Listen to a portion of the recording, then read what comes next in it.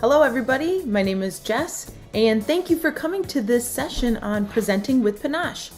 If you're looking to supercharge your presentations from just sufficient to spellbinding, you're in the right place.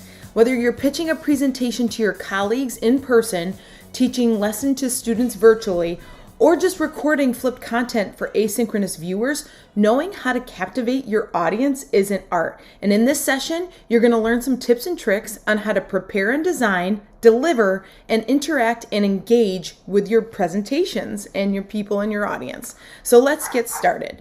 Before we really officially kick off, just a little bit of information about me. My name is JLWilliams. I work for Manchester Public Schools in Connecticut, and I work at Illing Middle School as a tech integration specialist, and I also help out with the video production class. The link to this presentation is bit.ly/presentingwithjess. So if you want to see my slides and get to some of those links to steal some of my stuff, it's all yours now. We're friends. So just so you know, I've presented all over the country and the world as a Google certified innovator, trainer, and coach. I'm very much looking forward to working with you all today on this session. So before I get started, I would like to stop in and just check in with you. Whether you are presenting in person, virtually, live, asynchronously, it's always a really great idea to check in with your audience. Now, if we were in person, I usually do this the first 15 minutes before the presentation even starts. I have fun music playing. I will greet people at the door. I will start talking to people about what's in their coffee cups or what they did that weekend. With my students, I do the same thing. How was your day going so far? In a virtual or an asynchronous presentation like this, I might do a fun little choose your point of view kind of a thing. So which superpower would you want? If we were doing this over Zoom or Google Meet, I'd have you type your response in the chat and defend it. We would just have a little bit of fun. It's those opportunities to connect with the people, get a feel for where they are, what they do for work, what grade did they teach. It's important. Every minute you are with people as a presenter, they need to see you as a person. So I'm going to ask you to pick one of these. If it were me, I'm really into teleportation, I think, because flights have gotten really expensive. Speaking of superheroes, every superhero has a kryptonite, something that is their weakness, something that drives them nuts or makes them powerless. Now, if I had to pick my kryptonite, it would be, without a doubt, boring presentations, because I have a terrible attention span. And it's not like I have to be entertained the entire time, but there's a certain it factor when it comes to presenting. And we're going to be discussing that throughout this entire session. Now, this horrible kryptonite of mine, it not only applies to in-person presentations, but also when I'm attending virtual meetings or even when I'm reading emails. I mean, I know there's a lot of important information there, but that's a lot of words. Now, I felt bad about this kryptonite of mine for a very long time, but I think it all changed for me when I heard Dr. Chris Haskell from Boise State University speak at a conference. And he said this: as teachers and presenters, we are responsible for the program and the reception. Now, that really hit home with me because, of course, when you deliver information, you have to know your content, but you also need to be able to deliver that content in a way that engages your crowd, connects with them, and gets them thinking about your presentation after you're done presenting. The goals for today are simple. Obviously, we want to strengthen our presentation skills and command our audience's attention, whether that be in person or virtually. But I organized this session into 3 parts. Part 1 is about preparation and design. How are we preparing our material to best hit our crowd, our audience? The second section of this presentation is all about the delivery.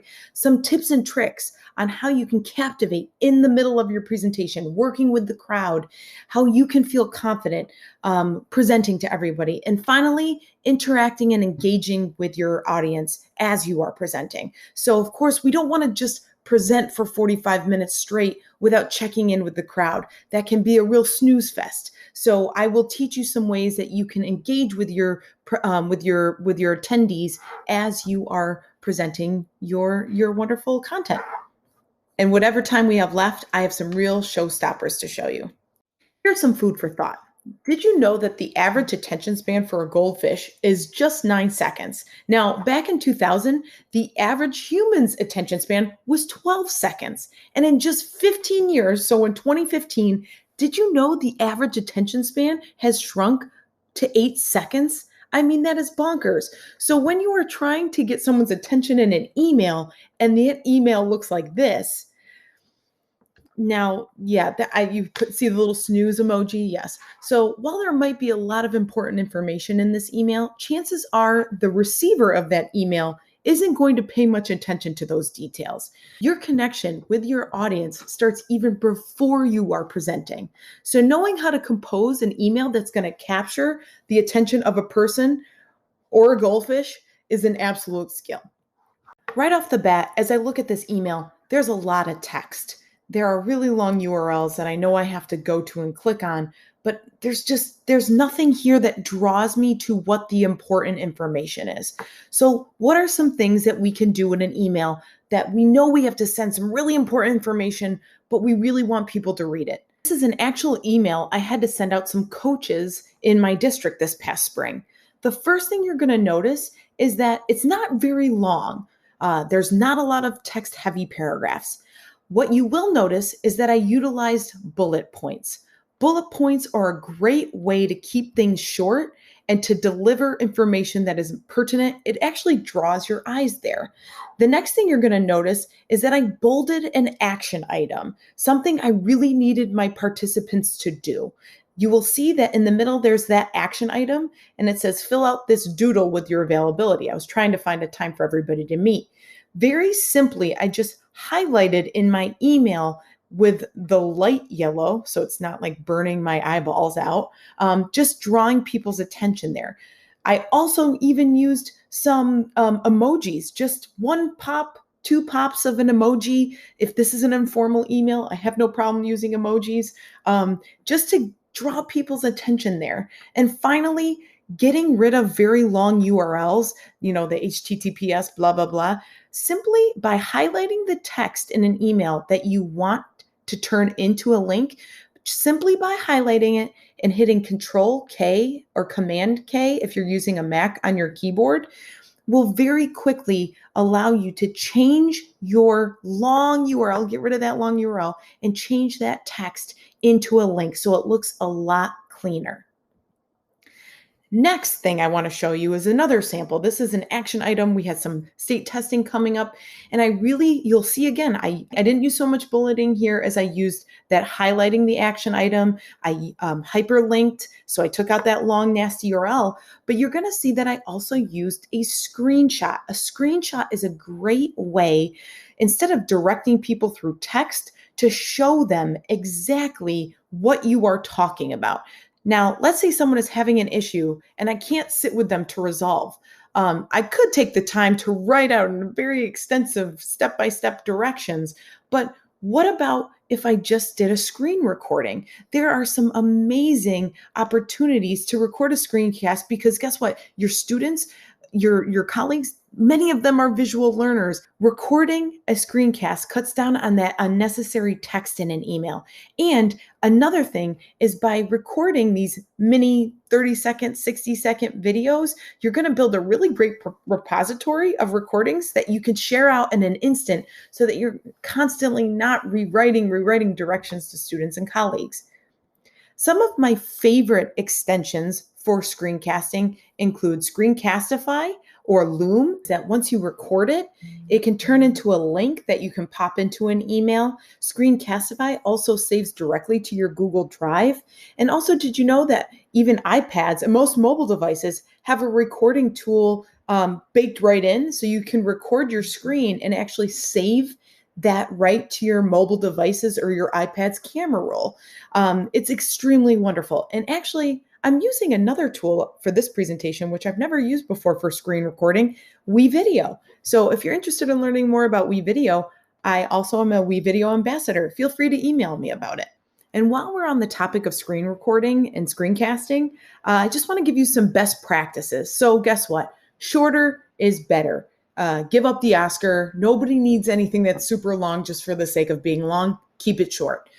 5 minutes is my max. I try to keep them short because keeping people's attention is tough. And you know what I find is that if I need to share videos with students or teachers that are longer than 5 minutes, I typically try to break them up into smaller chunks. So the first one is only 2 minutes, then the second one is 2.5 minutes, and the final one is a minute and a half. Chunking things makes them easier digesting for other people. If possible, use headphones with a mic because sound matters when you are recording. And obviously, recording from the quietest place possible. Sometimes that might be your bathroom. I know people have dogs and other animals that live in their home, or children even. So if you're recording in the office, just try to find the quietest place that you possibly can. Now, I wanted to go ahead since we only have about 45 minutes together. If you take a look at slide 18 on my resources, you're going to find a ton of Loom and Screencastify links that you can go to help you continue to be an amazing screencaster. And one day, somebody in your school district or someone you work with or a parent is going to say, wow, thank you for these amazingly short emails. And finally, just those best practices one more time. Keep it clear and concise, bullet as much as possible, get rid of those long URLs, highlight any key points, embed a screencast if you can, and here are the links to the ones that I mentioned. And finally, and even embedding a screenshot, like Awesome Screenshot. Oh, and I cannot forget, even putting an emoji in your subject line can be a really great way to stand out in somebody's inbox. My favorite Chrome extension to use is Joy Pixels, which I've linked into this slide number 21. Now, before we move on from prepare and design to the deliver, I need to emphasize the importance of preparing and designing a training or presentation. I cannot stress this enough. Prepare your visuals, whether those be slides, a doc, whatever you're working on to show people, take the time to prepare them. Here's an example of an agenda from a presentation that I give frequently. I am a huge fan of creating consistency and organization and pacing for the people that are going to be at my presentation or at my lesson. That clarity of an agenda or something as simple as having them go to a slide deck so that they know you are prepared can very much reduce anxiety. Now, a lot of things that happen when it comes time to prepare a presentation is people go, oh my gosh, but I'm not a designer. I cannot design it. And they use just a basic something from PowerPoint or from Google Slides. I'm here to tell you that there are 3 amazing websites that you can go to download free templates for your PowerPoint or for your Google Slides presentations. Slides Mania, Slides Go, and Slides Carnival are amazing. They are free, they are fabulous, and they can really help you keep that clarity and that help you keep consistency of your branding throughout an entire presentation. Some of those important reasons why I love Slides Go, Slides Carnival, Slides Mania is because it helps us avoid some of those common pitfalls that happens to presenters. Having too much text on a slide, having too many different types of fonts. We need to keep it simple. One of the best things I ever learned about when I was giving presentations is if you can have a blank slide or a slide that's completely black with no text on it in the middle of your presentation, what does that do? Why would I have a black slide in the middle of my presentation? Well, what that does is it draws everybody's attention back to you, puts you, the focus, back on the presenter. So don't be afraid to really keep it simple when you are working on those presentation slides and really put that emphasis on less is more. Now, sometimes you might be presenting and you have to demo something live. That requires you to have many tabs open and to alternate and switch from one screen to the next. Having multiple screens is definitely helpful, or having multiple windows in one screen is helpful.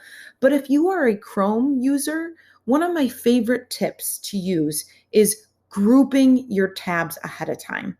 Let's say I know I'm giving a presentation on WeVideo coming up.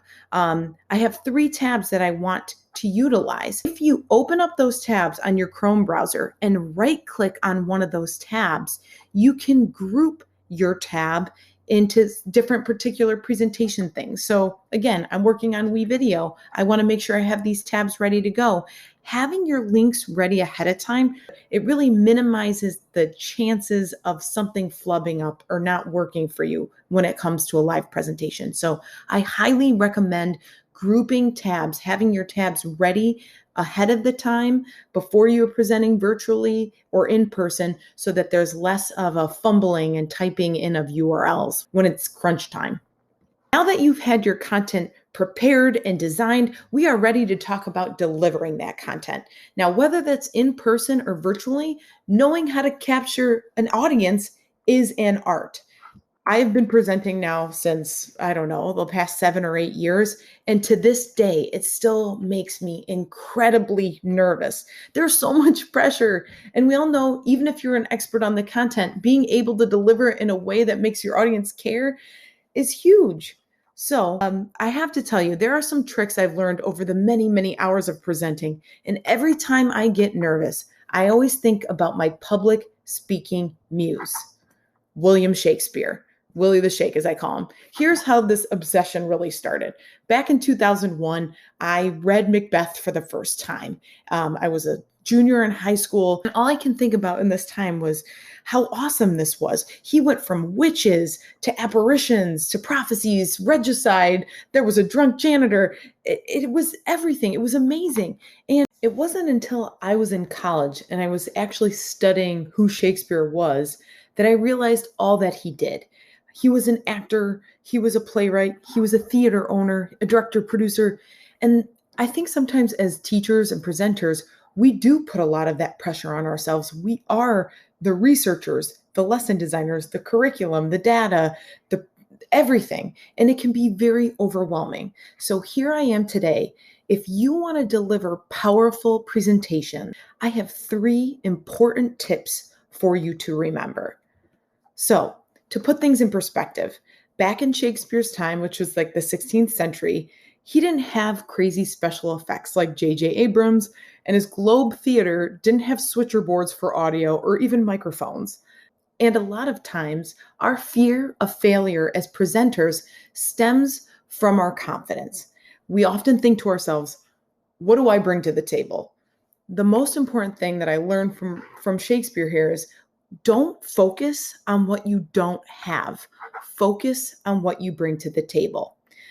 So I actually did some research on this. And although you might not be feeling the most confident before a big presentation, research has proven that one way you can rewire or trick your brain into feeling more confident is by changing your body language. And this can be seen in the animal kingdom, right? Animals expand, they open up when they're taking up space, they feel confident. When they're feeling meek, they kind of shrink down. So the next time you have to give a big presentation and you feel that uneasiness in that gut, that what do I bring to the table? Trick your brain, rewire your brain. Try one of the following power moves, these power stances, to help you quell and combat your feelings of nervousness.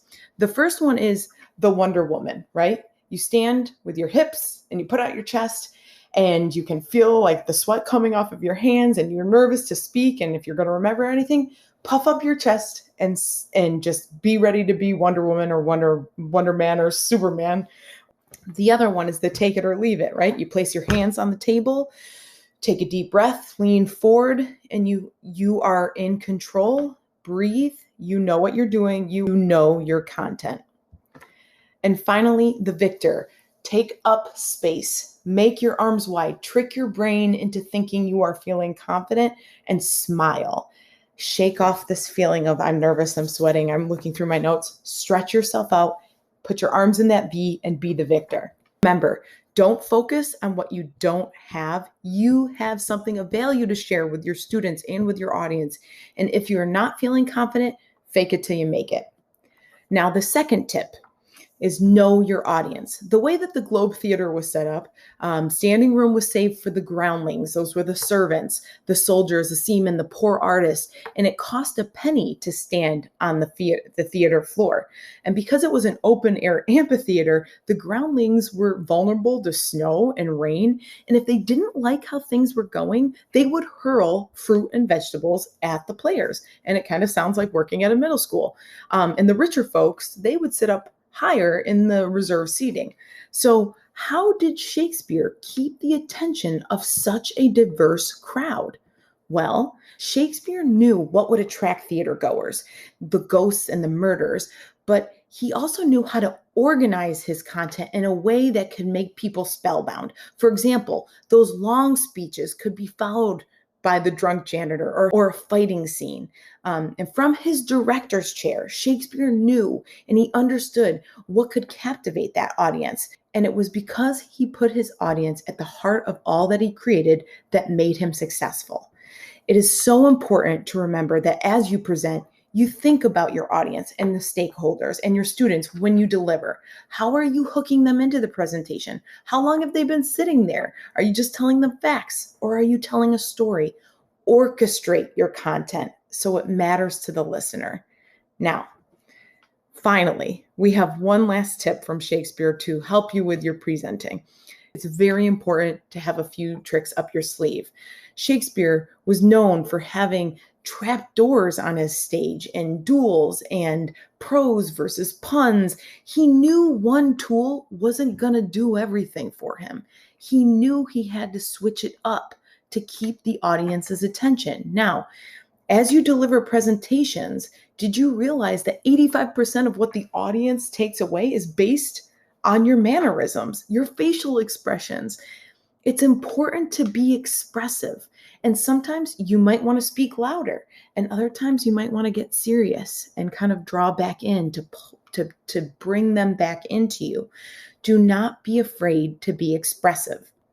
Now, I've done some research on this, and I believe that there are some really great speaking tricks and techniques that you're not going to have them mastered by your next presentation, but if you can practice and keep in your mind one or two, you can slowly embed them throughout your presentations moving forward. You can do this with some of these tricks and techniques. The first of all is posture. Remember your power pose, take up your space, have a broad stance, and avoid the fidgeting. I struggle with the fidgeting, but sometimes it's important to keep reminding yourself of that. The next thing is eye contact. Keep your head up. If you're presenting virtually, it's really important that you keep your eyes up at the camera and not down at your keyboard at your notes.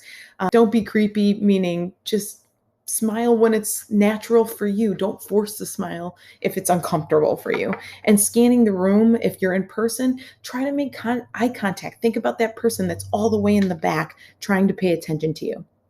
Now, as for gestures and movement, don't be afraid to use your hands. And, when you change a topic, don't be afraid to change your slide or change the stance that you're taking. Sometimes proximity matters too. I know that for working with students, sometimes just moving around the room and standing closer to a student or somebody in your audience might capture their attention. And finally, I can't stress this enough either, but just being authentic and genuine. Never forget one time I was watching a good friend James do a presentation, and I loved how sleek his slides were, and they were crisp and white and black and gray and just very professional. And I remember thinking to myself, I want my slides to look like that. And I started building and I started making my presentation, and then I looked and I was like, this isn't me. And I scrapped everything. You have to remember you cannot be anybody else when you present. So when you start talking, don't pretend that you're somebody else. Just take your voice that you naturally take. Make the slides that feel the most like you. And also try not to rush as much as you might be nervous. So remembering these verbal and nonverbal tricks are definitely going to help you. But I find, like I mentioned earlier, the most important thing to do is to give yourself time to practice. So I figured what better way to practice your speaking skills is than to play a game. So this is called the Would You Rather game. And You might think it's a little silly, but would you believe it or not, practicing speaking and practicing posture and tone and inflection, those are all a skill. So here's how we can play this game together today, even asynchronously. First, I'm going to display a this or that question. For example, would you rather only eat your favorite meal for the rest of your life or never eat your favorite meal ever again? So after 10 seconds of think time, you, the person/player, will articulate a 30-second response to the group, pretending it's us sitting with you in your room today. And you will use your best posture, eye contact, gestures, movement, tone, and expression. So, are you ready to play? Let me demo number 1 for you. Question number 1, I'll take. Would you rather be a naturally talented dancer or a naturally talented singer? I'm going to take 10 seconds to think about it. Okay, I think I'm ready. I believe that I would prefer to be a naturally talented singer. I'm a huge fan of going to live concerts. There's something to be said about grabbing a microphone and being able to sing and create music. I do love dancing, don't get me wrong, but as I get older, I'm not as nimble as I once was in the day. So if I had the ability to travel the world with my voice and wow people at parties and record video messages, I believe that being a naturally talented singer would be my choice. I found myself still practicing my posture. I found myself having to pull back at certain times, but it is difficult to speak about something for 30 seconds, and it's a skill I practice to this day. So let's try question number 2. Get ready, because you're going to try this one. Question number 2 is, would you rather never have another coffee drink again or never have another dessert again? So I'll give you 10 seconds of think time. Think about what would be the pros and cons of giving up coffee or a dessert. And I want you to practice speaking to your computer like you are in the middle of a presentation, and practice that posture, eye contact, gestures, movement, and tone and expression. And you can pause here. How did you do? What did you pick? Just curious. Let's try question number 3. Would you rather travel the world for a year on a tight budget or stay in one country for a year in luxury? I think I know the answer to this one. #Illy. Again, 10 seconds of think time. Go ahead and pause when you're ready, and I want you to practice your eye contact specifically for this question. Are you getting the hang of it yet? Let's try question number 4. Would you rather give up bathing for a month or give up the internet for a month? This is really tough. For this particular question, take a few minutes to think about it, but then try to work on tone and expression for this one. Why should I believe you? Maybe tell me an anecdote to go along with this. When you're ready, pause and give yourself a 30-second timer. With question number 5. For this one, really try to work on your gestures and movement. Would you rather be able to breathe underwater or be able to fly? This one's tough too. When you're ready, go ahead and pause and practice for 30 seconds. I really wish I could be meeting you in person right now to give you some really great feedback. I know you're doing well, and this is incredibly awkward, but let's finish with this last question and try to put together all these different techniques, the posture, eye contact, gestures. Let's try them all for this final one. Here's your last question for real this time. Would you rather go into the past and meet your ancestors or go into the future and meet your great-great-grandchildren? This one you might need more than 10 seconds to think about. If you feel the need to write a post-it just to bullet some ideas for yourself, don't be afraid to do that. And if this whole particular section has been like, oh, I'm not really good at practicing this, these are all really great questions that you can use at the beginning of a presentation to kind of talk to your audience or to your students. So for this one, give yourself a 30-second timer. Go ahead and pause this presentation and try to use all of those techniques in this last question. Good luck. Great job. I'm so proud of you for trying that activity. Just remember, being a good presenter and being able to deliver content really just comes down to faking being confident when you're nervous, keeping your user in mind, or really your audience in mind, and not being afraid to switch up those tricks. And I cannot stress this enough: practice, practice, practice. And just some extra tips if you find yourself being somebody post pandemic that is presenting virtually a lot. I do have some tips specifically for asynchronous and virtual delivery. First and foremost, notice your surroundings. If you look behind me, there's a gray wall. If there was a lot of clutter behind me, or if you could even see into my bedroom or my bathroom, that might be a distraction for people.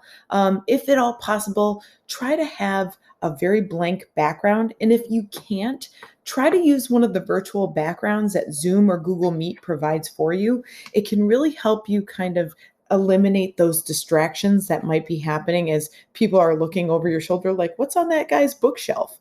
Another thing that might be helpful is lighting. A ring light can help, and they run about 20 to 30 bucks online. But if there's a window behind you, it will be difficult for people to see your face. So try to have natural light behind your computer, and that way you look golden and delicious to look at.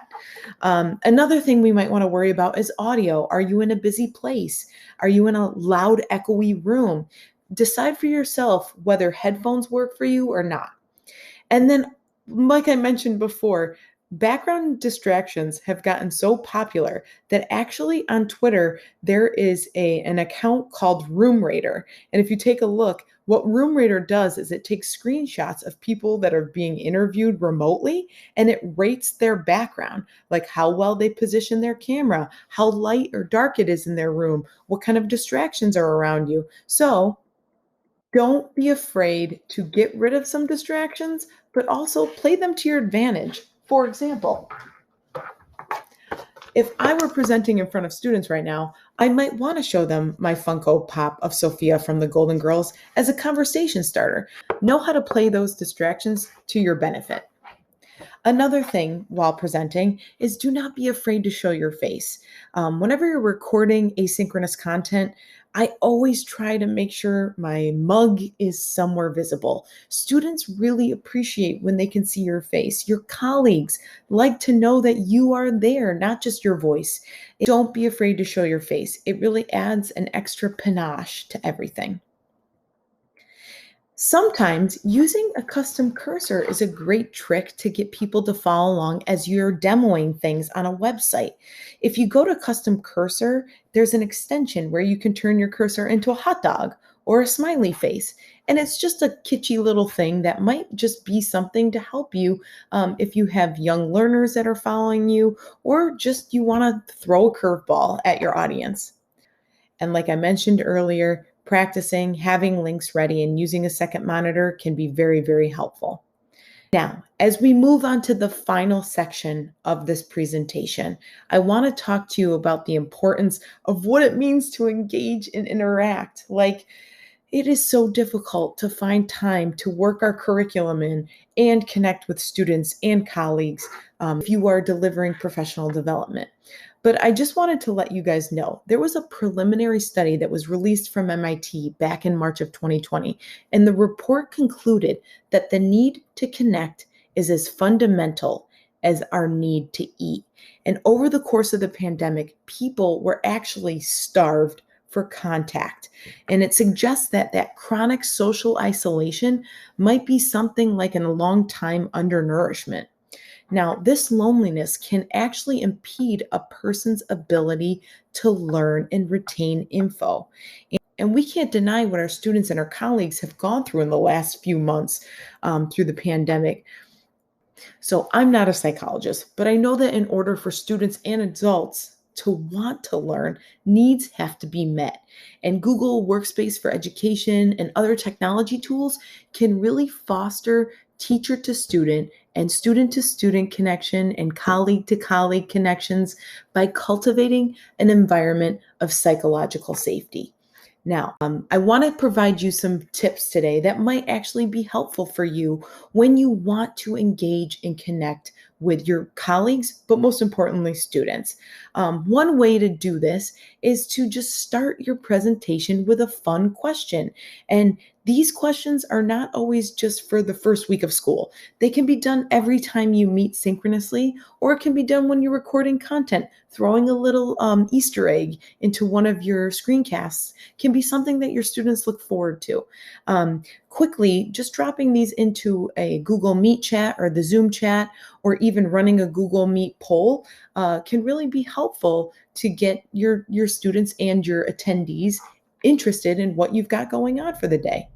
Another thing is that there are endless resources out there for checking in with students and colleagues and different people you present for. What I've done here on slide 67 is provided you a multitude of digital and journal prompts. If you just go ahead to slide 67 and click on these, you'll have the mood meter, which you can copy and paste and put into a slides presentation. You can do the virtual check-ins, the digital journaling. All of these are resources for you so you don't have to go digging. Another thing that might be helpful for you to utilize, and this can be done at the beginning of a presentation or somewhere in the middle when you feel like your audience's attention might be waning, is to throw them a link to a Google form. My good friend Mari, she does a bunch of these just by quickly checking in with her students. This is kind of what she does every day with them in class, but I find that these are a great way to connect with your audience. So I would love for you to try this out right now. Why don't you all go into a new tab and type in bit.ly/say hey to Jess. And here is an example of a Google form that I've used with teachers that I've coached. I ask them just fun questions to get to know them. And this is a great way to break up a session. I am a big fan of taking a break and walking away from your computer after 30 minutes. So we're at that mark right about now. So I'm going to have you fill out this form, hit pause on this video, and why don't you go get a stretch and maybe take a sip of coffee or water or a mimosa? I'm not telling. So why don't you try that right now, and we'll meet back here in about 3 minutes. Welcome back, everybody. Hope you all got a great drink. Just so you know, on slide 70 of this presentation, I put a huge list of resources all about Google Forms if you're interested in learning more about them. So for this next portion of the presentation, because our time together is dwindling, I want to just share with you a few more resources that are really great for interacting with and engaging with your audience when you're presenting. I'm not getting into how to use all of them per se, step by step, but if you're looking for resources on them, feel free to reach out to me and I can demo that for you. One of my favorite ways to interact with an audience is through Padlet. Padlet is like a giant bulletin board. You and your students can basically post a link to something that they found, or resources, or photos and work samples.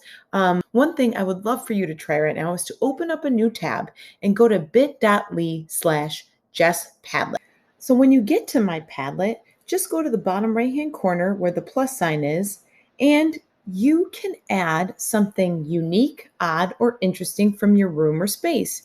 So I'm going to just say, hi, it's Jess, and I can upload something, share a link. I'll just use my camera really quickly and take a look at my delicious seltzer. 3, 2, 1. I hit save, and now I've added to the Padlet. And there's all different types of Padlets you can make. You can make a shelf to organize different types of resources you need students or teachers to see. You can create maps, and you can even display student work. So Padlet is a great, quick, and easy way that people can participate in your presentation.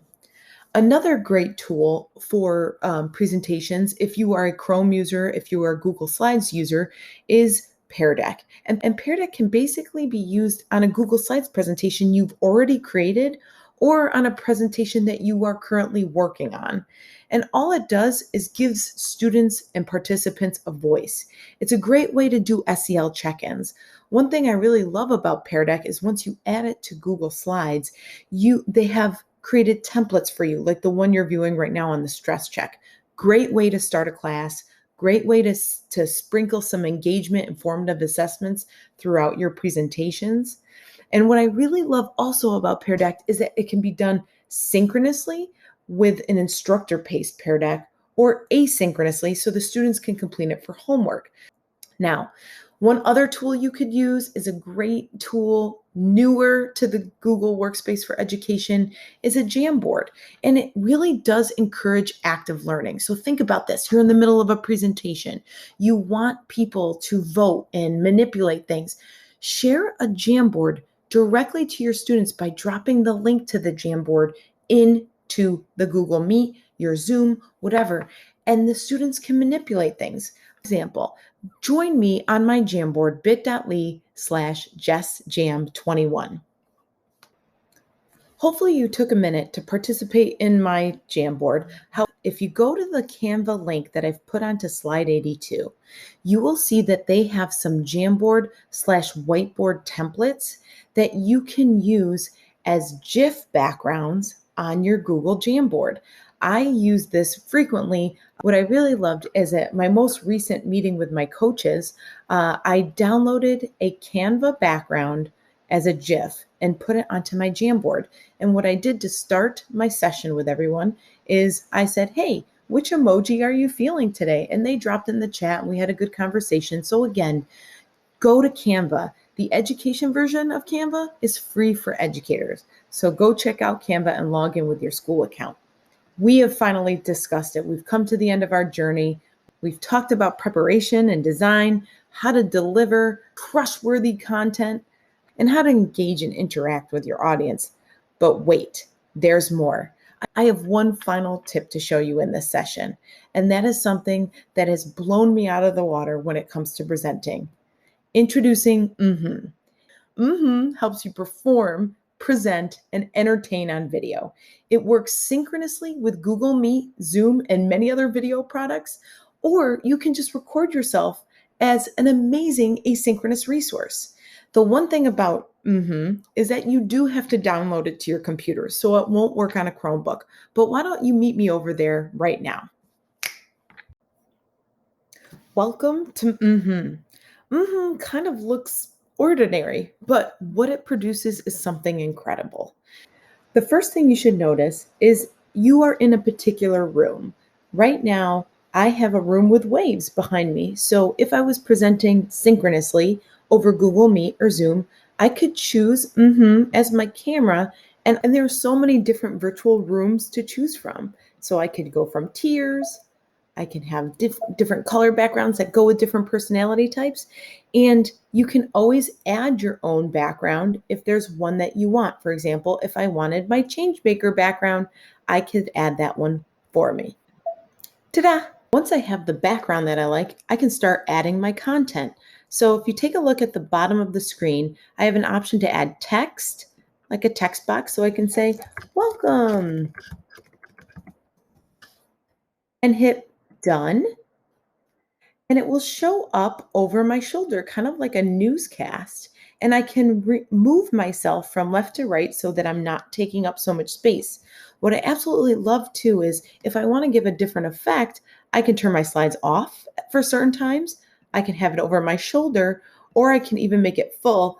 And oh, did you happen to notice in the top right-hand corner next to the rooms, there is a presenter button. So not only can you change the room that you're in or the background, you can also change what you as the presenter look like. So right now you can see I'm kind of covering my text, but wouldn't you know, I can shrink myself down, or I can make myself transparent or a ghost, or I can give myself some different backgrounds to make things kind of interesting.